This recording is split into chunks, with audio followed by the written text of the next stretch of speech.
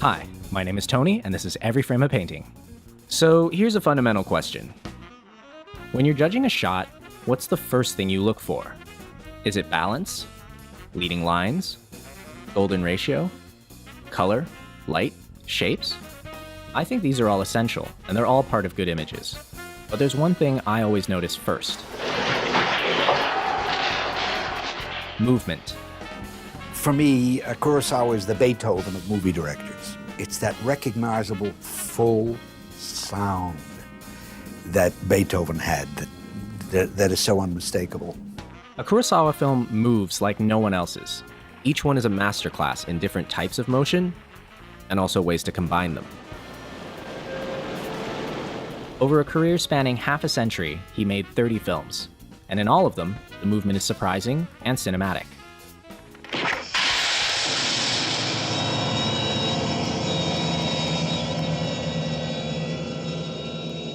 Wow. If you'd like to see the names of the films, press the CC button below. So, what types of movement did he like? First, there's the movement of nature. In every one of his films, the background of the shot features some kind of weather.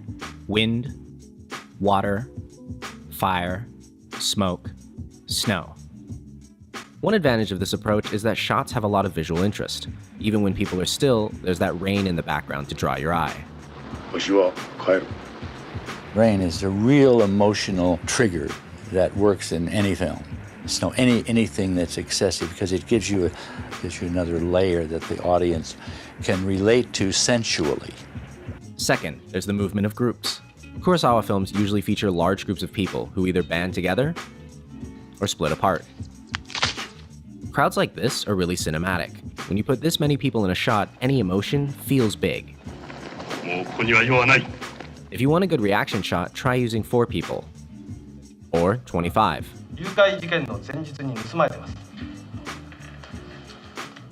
And if you want something really big,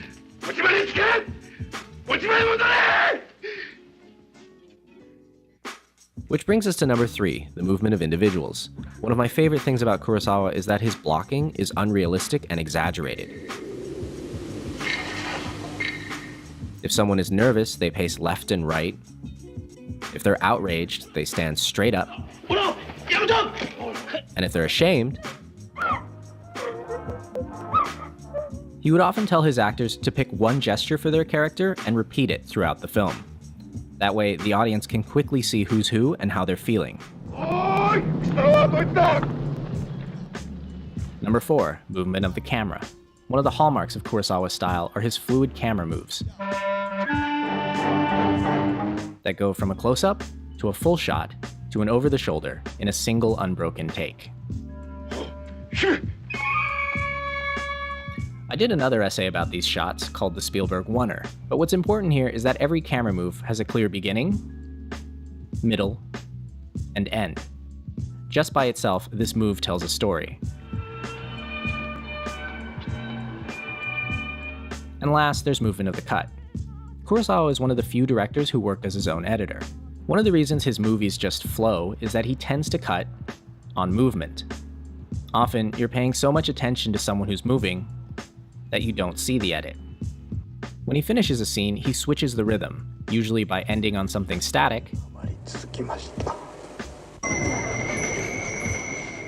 and then cutting straight into movement. By switching up the rhythm, he keeps you on your toes, because you can't guess the next cut. So with all that, let's break down one scene and study the motion. This scene comes from Seven Samurai. I'm not going to tell you what it's about. See how long it takes you to figure it out. Ready? The first shot shows the whole village, then just the important characters, then just the samurai. Right about here, most people get what's happening. As Kikuchiyo sits down, his action ripples outwards to affect the whole village. Notice how much the wind adds to the scene. Even when people are still, there's that little bit of wind to spice up the frame. So that's pretty straightforward. Now, let's jump 60 years into the future. This is the Avengers. Here, we start with a camera move into an establishing shot. But this time, these were in Phil Coulson's jacket. We get dialogue right away. Throughout this scene, the only things that move are the camera and Nick Fury. Even though we have weather outside and actors in the background, none of them are used. Notice that the camera movement doesn't have a beginning or an end, and there's no variation. Each shot goes in the exact same direction. Maybe I had that coming. But in Seven Samurai, the camera moves have a distinct beginning, middle, and end. And each shot changes the direction from the previous one.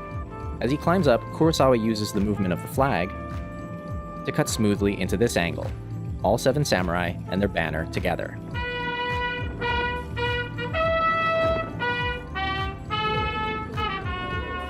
This scene has every type of movement, carefully pieced together and spaced throughout. The weather, the group, the individual, the camera, the cut. But this scene tells its story mostly through dialogue. Called the Avengers Initiative. Sure, the camera moves, but it's pointless movement. For all the money that was put into it, this scene feels flat. It's an old-fashioned notion. But how could you improve a scene like this? Well, if you know what the scene's about, try to express it through movement. Start with the character. How are they feeling? Is there any way the actor can convey that by moving? Okay, maybe too much. Let's be more subtle. Take the feeling that's inside the character and bring it out through the background. If a character is angry and menacing, you can do this. Or if she's simmering with resentment. Another option is to contrast one person against the group. So if somebody suffers a very public humiliation, this works. Or if they're looking for a needle in a haystack. You can use camera movement to convey excitement. You can cut on movement to show surprise. And you can combine every type of motion into one amazing image. By the way, you don't need to put every type of movement in every shot. That's just tiring. But there's a nice middle ground with lots of variation and subtlety. And you won't know what works best until you try it.